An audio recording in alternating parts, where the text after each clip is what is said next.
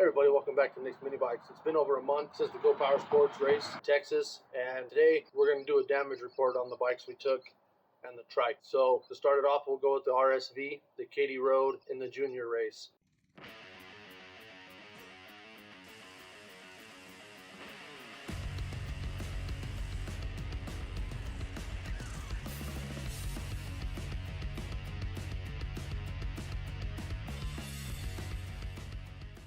So just a quick look at the torque converter side. This side fared pretty well. It's super muddy still because we got home and I just put them away. So this side's in pretty good shape other than the mud. We did lose a brake lever, so we'll have to replace that. And then if we come to this side, it didn't fare so well. We're missing a pull starter. It got stolen to get put on something else. We're missing a carburetor. Same thing, it got stolen to get put on something else. But the main thing that we had an issue with is the chain. That chain broke on Katie on the last lap, left her stranded in the back of the course. So that's the damage report on the RSV.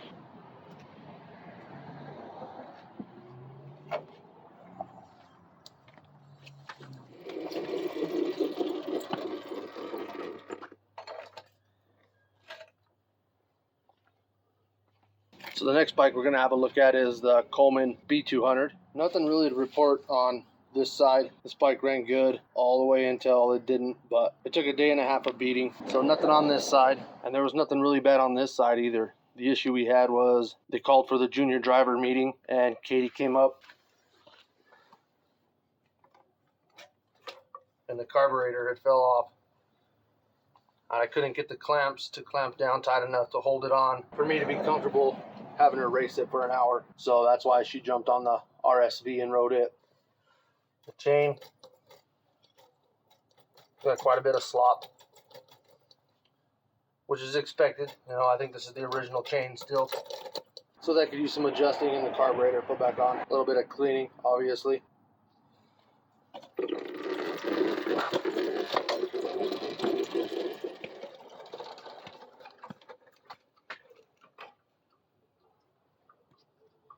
And then we got mine and Chuck's BT200X that we raced in the main race. It ran good for a few laps and then started giving us the same problem we had last year, which was gas coming out the air filter. We were running this Nibby carb, and it's the one that started doing that.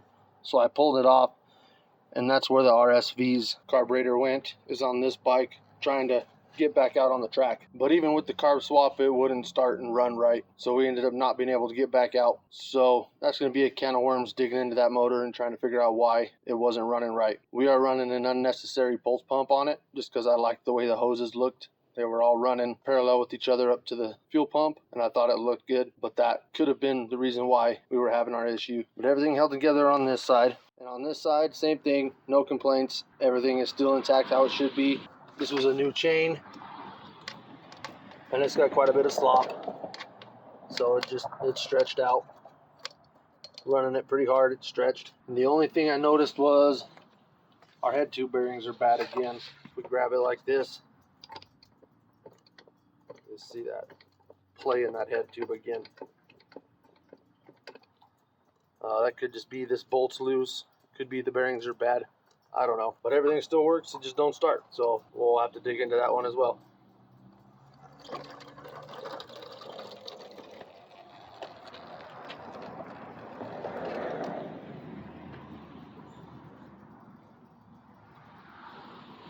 And now for the star of the show. Zero issues out of this thing other than it's cold-blooded. First startup, it ran like garbage until it warmed up, cleared itself out, and then it just ran. Just hop on it and go. No problems with the brakes, no problem with the chain, no problem with the carb, no problem with the exhaust. It just started up and went whenever you needed it to. It did become a parts bike. We did steal the pull starter off of it once to use it on one of the other bikes, but after the 180, nothing was running. Kids wanted to ride something, so we took the pull starter back, and they were able to just cruise around on this. We still have our torque steer issue, but at the 180 it was all dirt, so it did great.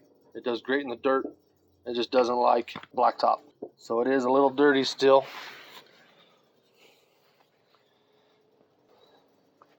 And I did do a gear change on it before we left. I don't exactly remember. I think I put a 16 tooth behind the torque converter.